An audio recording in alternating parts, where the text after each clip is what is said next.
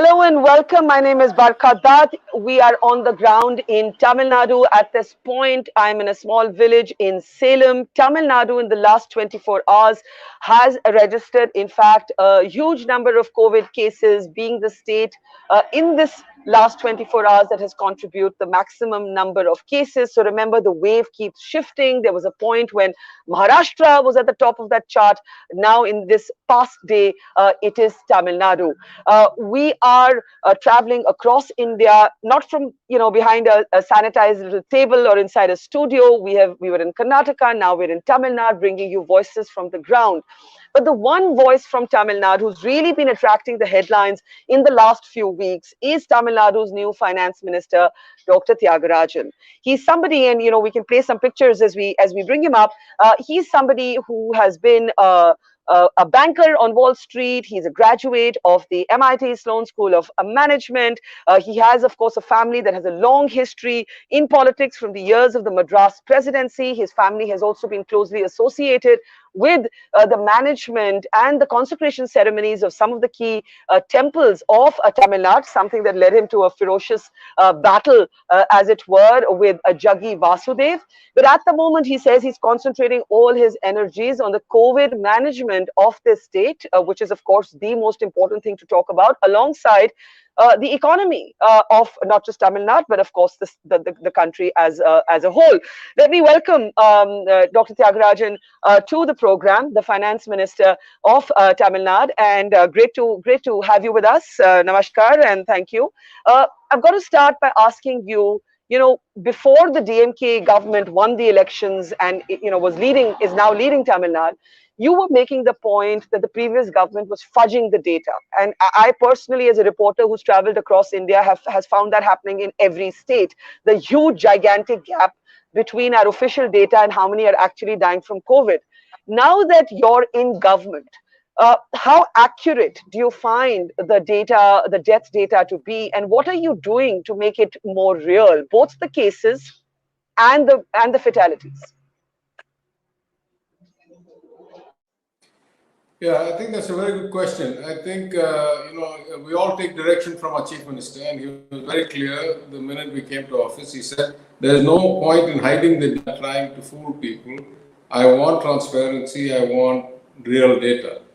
Part of that is, that is partly the explanation why the second wave in Tamil Nadu has been 5 times, 6 times the peak of the first wave. The first wave never registered more than 5,000 or 6,000 cases. We're now reaching 30, 40 cases. At the peak, we've come a lot since then, 30-something thousand cases. But there's a separate problem. The separate problem that happened all over the world is this notion of excess death. So excess death is, first you have to have a baseline. What were the number of deaths in this area, in this period, and a non-COVID time, 2019 or 20? How many deaths you clearly attribute to COVID at this time? Of course, there's fudging in that data. But if you were to add A plus B, you'd find that today's death counts are even higher than that. And that happened all over the world. It happened in Italy, it happened in America, it happened in London, it happened everywhere. So what I had been saying when we were in opposition is, let's start plotting the total death number so we can look at excess death as an indicator, particularly because we're not testing 10, 20,000 RT-PCRs a day. Now we're testing 160,000 RT-PCRs a day. So anyway, long story short, there is still a gap between what the government considers to be COVID deaths and what we find in the crematoriums. The distinction is, in our government, we actually publish the crematorium data, even though we know there's a lag. So, for example, in Madurai, the government data shows 20 or 23 deaths out of it in the hospitals that the government tracks. We track the crematoriums and find there are actually 50 or 60 deaths.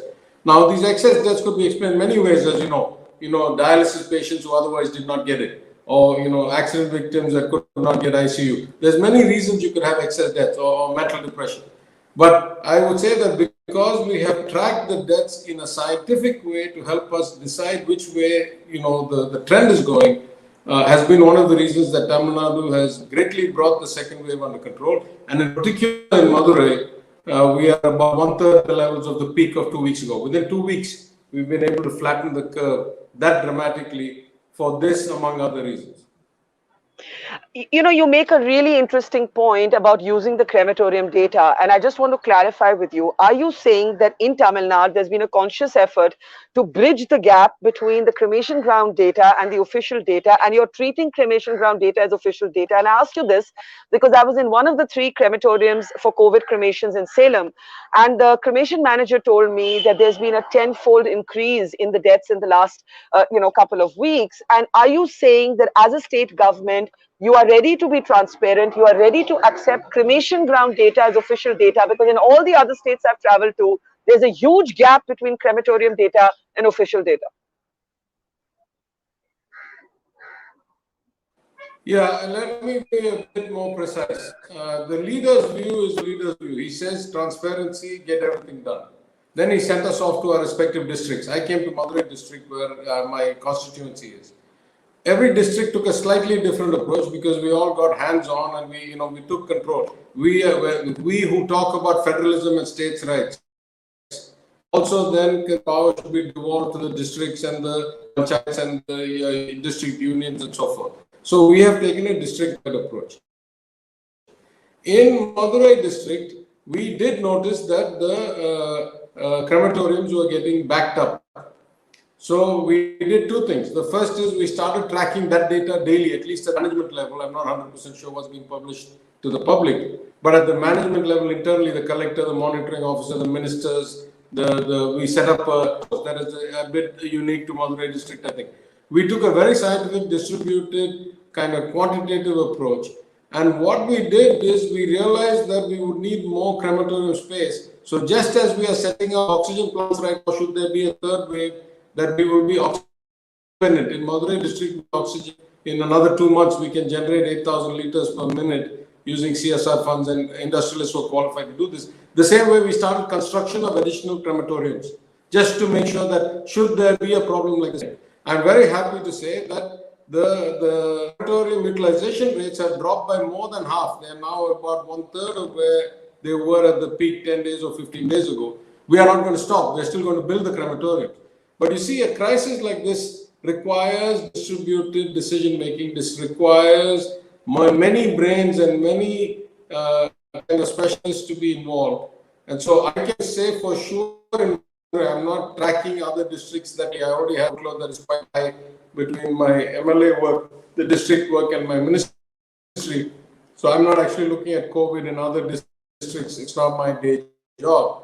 But in my district, we certainly tracked it as clear and beyond the statistics that are coming, because there's all these lags in the system, as you know. Even the tests are taking 24, 36 hours.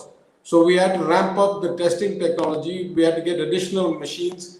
We found that all the samples were coming in exactly the same time. Though we had the capacity to process, let's say, 14,000 tests a day, all the samples would arrive at exactly 9 a.m. and then they'd get dry.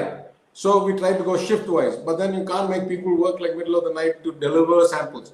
So then we had to get parallel processing capacity, that even if we're only going to process 12,000 or 13,000 tests, you must actually have machines to process 25,000 a day, because in fact the samples arrive at a bulk at a time. So these are things we learn, right? I mean, we're not perfect, nobody before. We learn and we fix, and there's enormous resources available, the goodwill of society, of industrialists. We are now oxygen self-sufficient, at least in terms of concentrates. In 2 months, we will be in terms of generating plants. That's amazing. That kind of outcome is really unimaginable. If you're outside the system, you know how much the system can generate.